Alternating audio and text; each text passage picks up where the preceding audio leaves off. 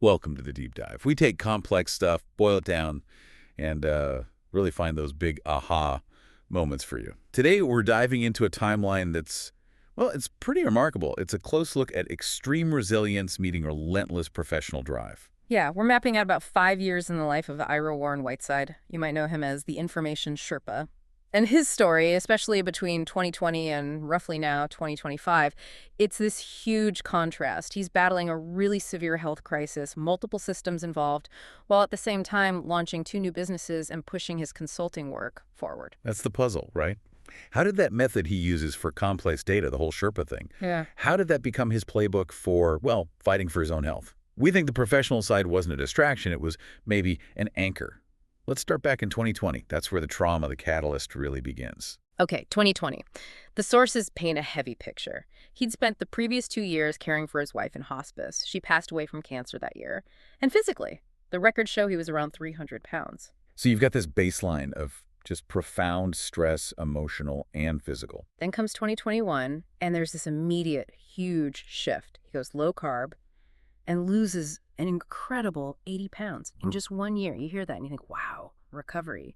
But the impact on his system was actually pretty catastrophic. It really was. It seemed like that dramatic weight loss, that metabolic shock, it triggered a severe neurological issue. Suddenly he develops this speech slur. It got so bad he needed to be hospitalized, and he actually had to move in with his daughter because he couldn't manage on his own. This wasn't just a small blip. It exposed something serious, what was later diagnosed as acute nutritional axonal neuropathy.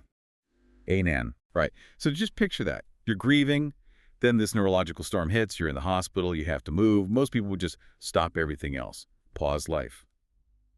But that's not what happened here. His main data governance consulting, that kept going right through 2020. And then in 2021, while this health crisis is unfolding, he forms a new company, New Edge Technology. That part is just stunning. I mean, it really makes you ask, what's going on psychologically? Physically breaking down, yet filing incorporation papers for, a high-level data consulting firm. It suggests that core intellectual drive, that need to organize and structure information.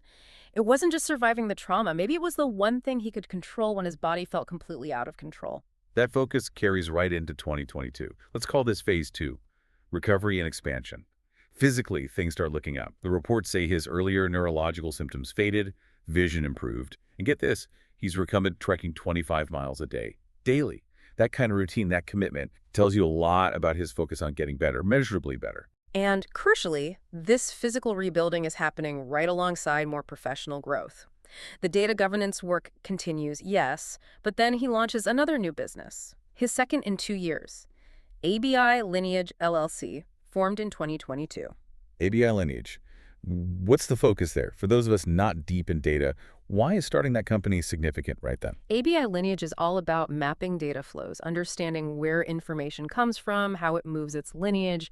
It's very technical, very detailed work, needs intense mental focus. So the insight, I think, is clear. That need for intellectual structure, for solving complex problems, didn't just continue through the health crisis, it actually expanded. It suggests the recovery and the business building might have been feeding each other somehow, maybe part of the same drive to rebuild structure, both inside and out.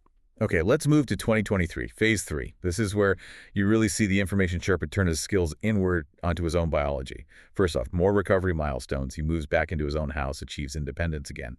And his vision improves enough that he doesn't need those Avastin eye shots anymore. But, recovery, especially from something like ANN, it's rarely a straight line. The sources point out a specific problem that year, this persistent shoulder pain, traced back to the phrenic nerve, so even as big things got better, this localized pain became the new challenge. And this is where that fusion happens, right? He doesn't just passively accept the medical situation. He treats his own body like a complex data problem. Exactly. Look at what he's deep diving into in 2023. Simultaneously, professionally, he's tackling AI, large language models, LLMs, building prototypes, getting ahead of the curve, and personally, he's applying that same kind of rigorous, data-driven focus to his own system, researching electrolytes, B vitamins. Oh, wow. So the same critical thinking needed to, say, get statistical scripts working with AI. He's applying that exact mindset to his own biochemistry, looking for the levers, the variables.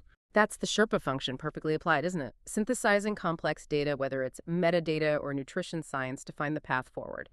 And that self-study, it led to him generally feeling better. Most of the earlier issues cleared up. The one thing that remained tricky was what the source calls his personal foot drop.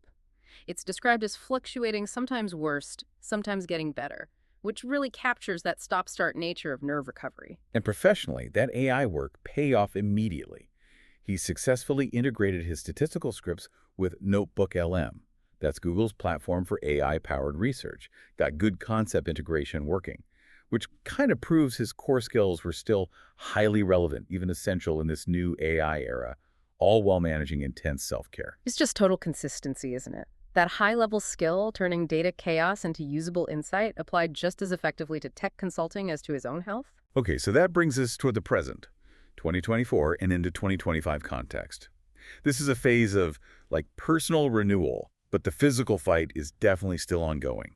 2024 sees a really lovely personal development. He meets Carol, they become very close, and she actually moves from Wisconsin to Michigan to be with him.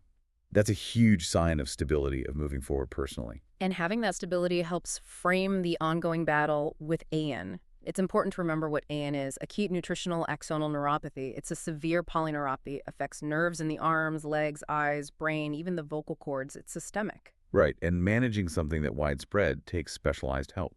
The sources mention a new OT, an occupational therapist named Lola, and it says her work helped tremendously to heal, so definitely not a solo effort. Strategic help was key. And when we look at the 2025 status check, the picture is still really complex, very nuanced. Brunstrom limb recovery, that's the standard scale for tracking how voluntary movement returns after nerve damage that's ongoing.